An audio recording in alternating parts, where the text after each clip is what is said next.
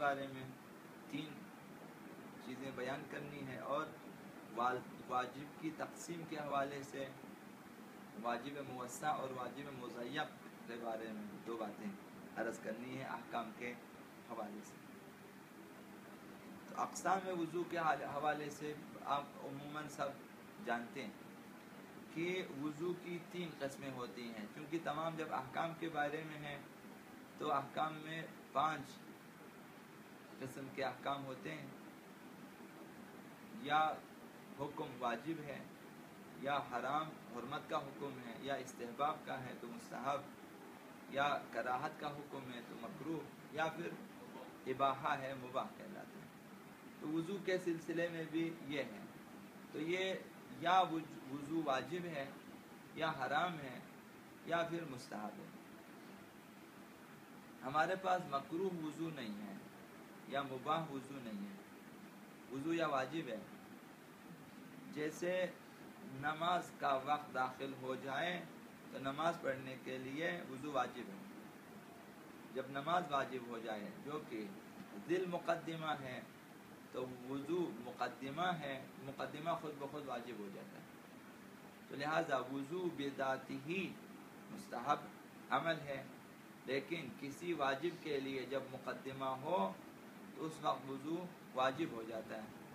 جیسے نماز ظہر واجب ہو جائے، جب اول ظہر پہ نماز واجب ہو جاتی ہے، جب نماز ظہر واجب ہو جائے تو جب آپ نے بجا لانا ہے وضو اس کے لیے واجب ہے، تو آپ وضو انجام دیں گے، شرط نماز ہے، مقدمہ واجب ہے۔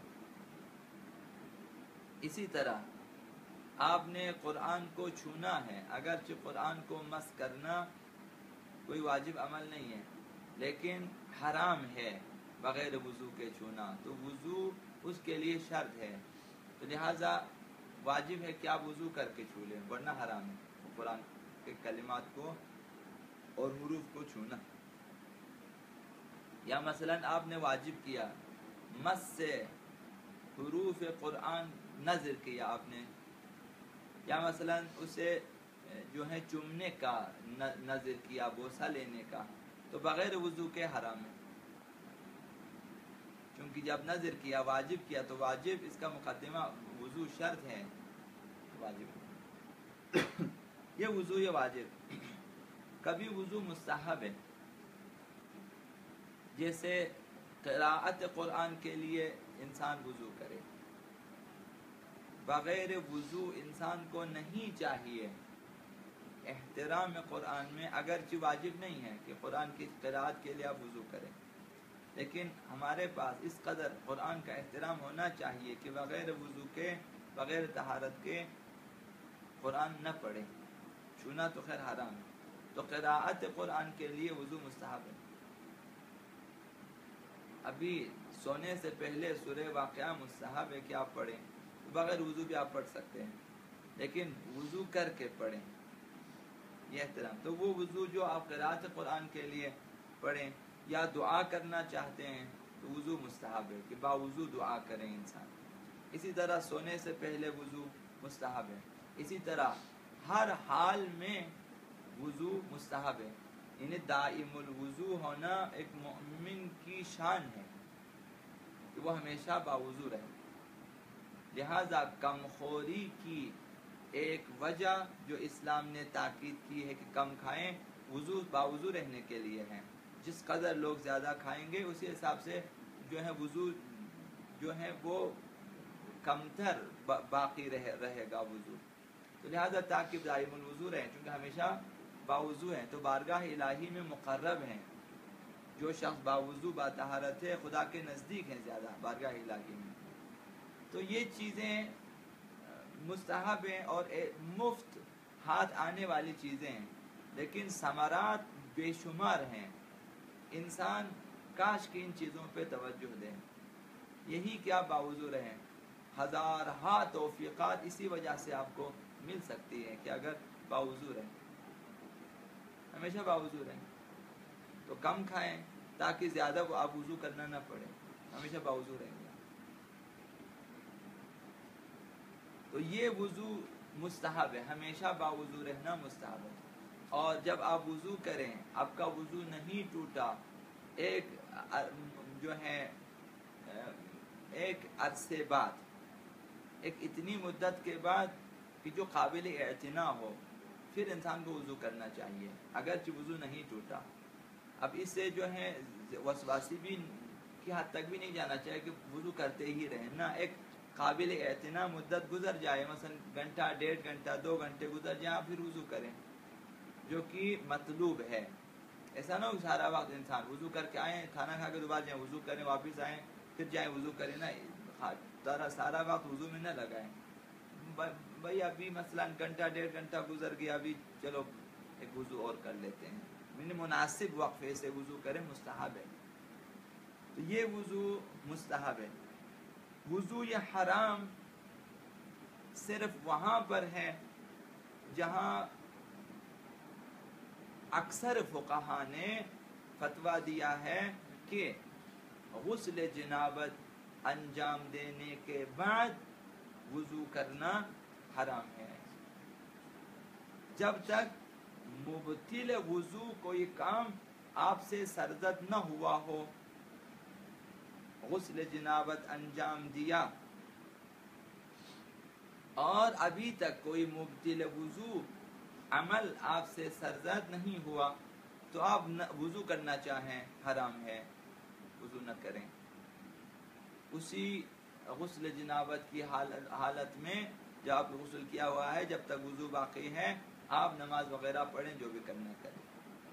ابھی دوران غسل جنابت اگر انسان سے کوئی ایسا کام سرزد ہو کہ جو مبطل وضو ہیں، تو غسل باطل نہیں ہے، غسل کا اسی طرح انجام دیں. اب غسل جنابت کے بعد آپ کوئی بھی کام کرنا چاہیں جس کے لیے وضو ضروری ہے، تو آپ کو وضو کرنا پڑتا ہے، کیونکہ دوران غسل مثلا مبطل ہے وضو، کوئی عمل سرزد ہوا ہے.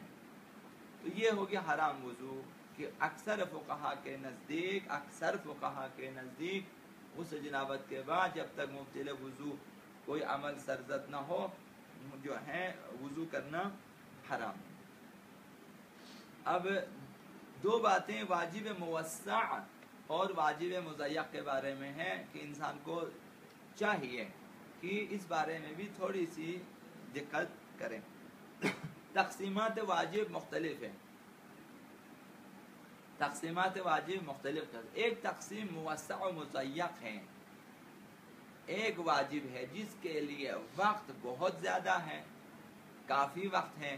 ایک واجب ایسا ہے کہ اس کے لیے وقت نہیں ہے، زیادہ وقت نہیں ہے، وقت اس کا تنگ ہے، تو اس کے لیے مضیق، ضیق ہے، تنگ ہے. موسع وسیع وقت والا واجب ہے. تو اس کا جو ہے فائدہ کہاں پہ ظاہر ہوگا؟ جب دو واجب ایک ساتھ آپ کے سامنے آ جائیں کہ ایک کے لیے وقت موجود ہے، کافی وقت ہے، دوسرے کے لیے وقت نہیں ہے، تو اس وقت واجب مضیق مقدم ہے، واجب موثق مؤخر کریں گے آپ. مثلا وقت وسیع ہے نماز کے لیے، نماز ظہر ابھی جو ہے مثلا 12:30 بجے اذان ہوتی ہے، ظہر کا وقت داخل ہو جاتا ہے، تا ان کی شاید 6، 6:15، 6:30، 6:45 تک بھی شاید نماز ظہر کا وقت باقی رہتا ہے. تو 2-3 گھنٹے مثلا وقت ہے. اب اول ظہر میں آپ نماز پڑھنا چاہتے تھے، طلبکار آ جاتا ہے، آپ نے قرضہ لیا ہوا ہے، پیسے آپ نے ادا کرنے ہیں، وقت بھی پیسے کی ادائیگی کا آ چکا ہے، طلبگار بھی موجود ہے اور وہ بھی مطلب مانگ رہے ہیں.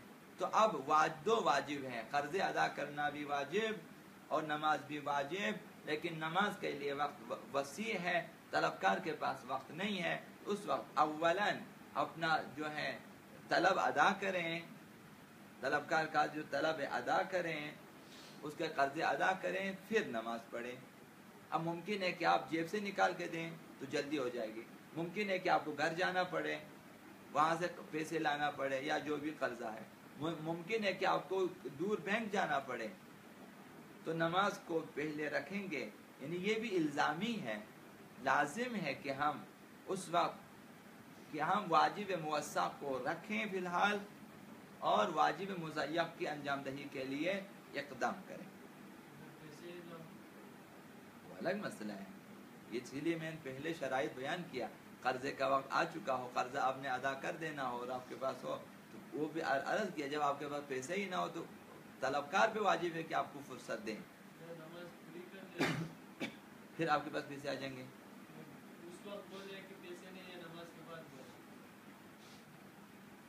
سمجھ میں نہیں آیا.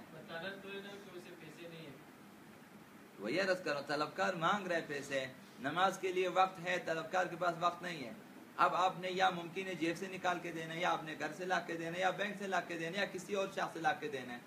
تو جتنا ٹائم لگتا ہے کہ واجب موسع ابھی پھر قضا نہ ہو جائیں، اس وقت تک جائیں، اپنے قرضے ادا کر کے آ جائیں، پھر اس واجب کو انجام دیں